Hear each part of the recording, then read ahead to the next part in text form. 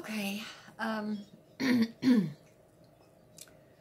One of my daughters came home from college one day and said that she was sitting in class and she said her teacher was talking about some kind of illness. Of course, she wasn't paying very much attention until she said that she started recognizing some of the things the teacher was talking about. She said the teacher would say something and she would go, "That's my mother."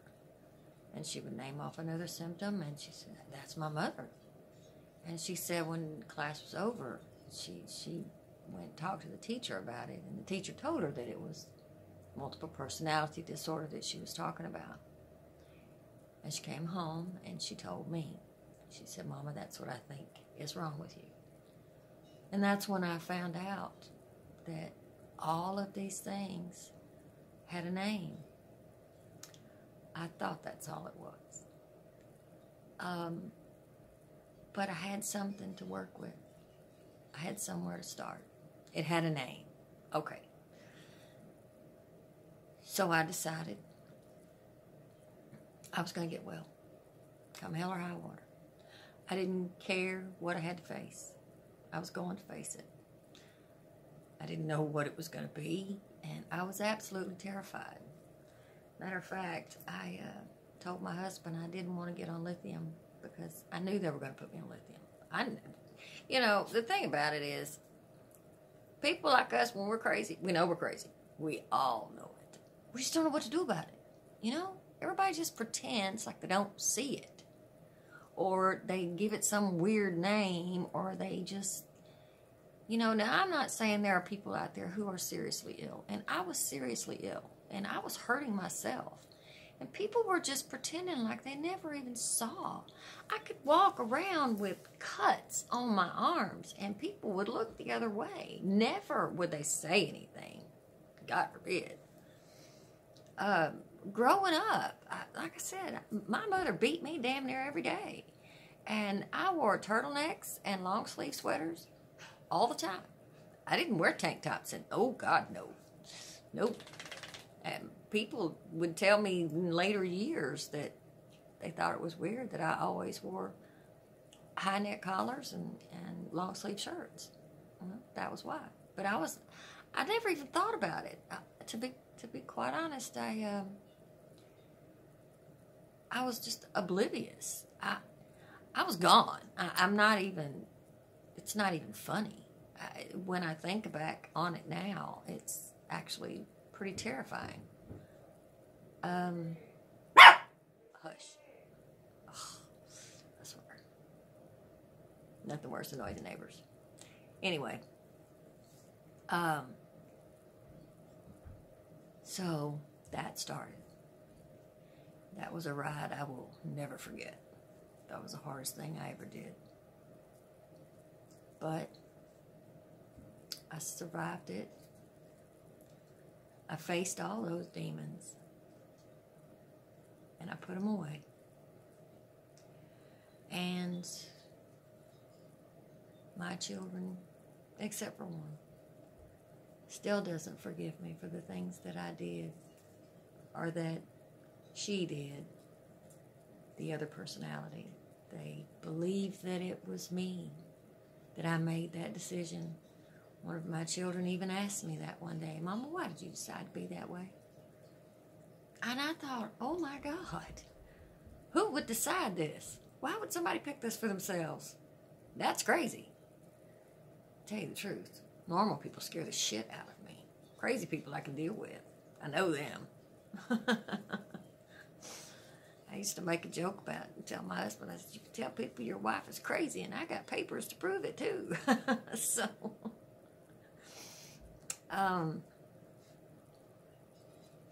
it was hard. But I started noticing that as I got better, as my mind cleared up and I got rid of all that clutter out of it,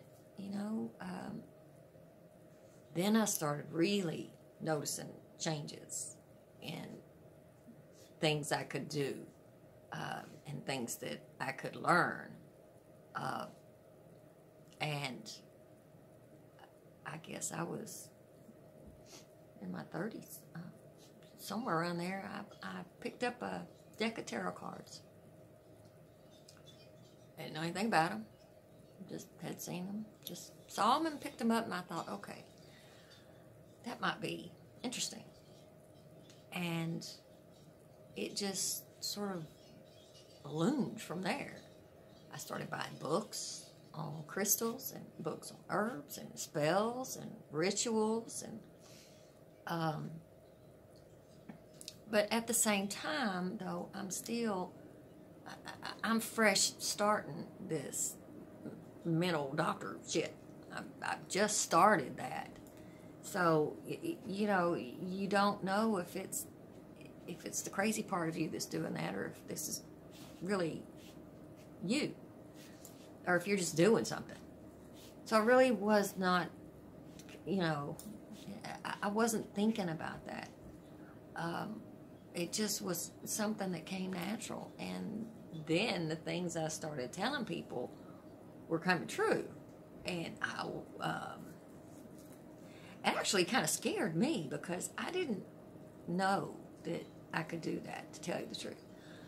I did a tarot card reading for my daughter for prom. She had just started going out with this boy, and she was all excited, of course, and prom was around the corner, and she asked me to do a reading. She all positive and sure she was going to go to the prom with this boy. And that's not what the card said. And I told her that, and she got mad at me. And I said, honey, he's not going to take you to the prom. Oh, yes, he is. She argued with me. I'm like, okay, it's a teenager. Don't argue with him.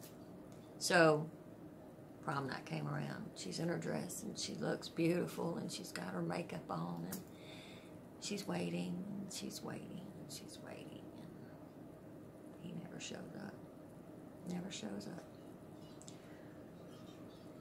I felt horrible. She never has let me give her another reading since then. In fact, she doesn't even speak to me. Those are some of the things I had to give up on my way. People don't want you to get well. That's the truth. They don't want you to get better, because if you get better, then they have to change, and they don't want to change. When you get better, they have to see themselves, and they don't want to do that because right now they blame it all on you. I still get blamed for everybody's everything, but I've learned that it's not my fault. And I've also learned that there's nothing I can do. I can't change the past, and I don't think I would. Honestly, I would love to be able to keep my children from having gone through what they did, but it's made me who I am. It has given me the courage, I guess, to embrace a lifestyle that is very difficult, but I believe necessary. And as things got better, and I just started changing, and the better that I got, the more positive people would come around me, and people would come into my life, and they would be there for a short time, but they would be there with exactly what I needed. It was weird. If it was like something emotional, there they were. Or whatever. I really needed my chakra adjusted, and I'd never, I'd had Reiki done one time and loved it, absolutely fell in love with it.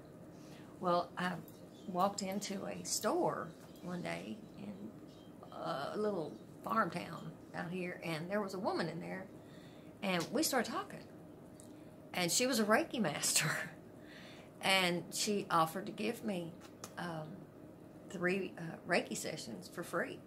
She came to my house. She did she did the thing, and that changed me. That was when I realized there was so much more to what I understood, to what I could see, and that there was so much more around me than I was actually looking at. We all see things, but we're not really looking at it. And I started looking at it. Colors were brighter. Sunny days were better. I mean, I learned to enjoy when I felt good. I learned to just soak it up. Just if it was just a beautiful day. I love beautiful sunny days. And I like to go for drives out in the country on just old country roads. Just get lost back there, which I've done more than once. And not the good kind of lost either. Lost. I got lost one time going to Dallas for 3 days, stuck on that goddamn freeway. It's this big, oh, I'm terrible at directions. You don't even understand. So, that was the beginning.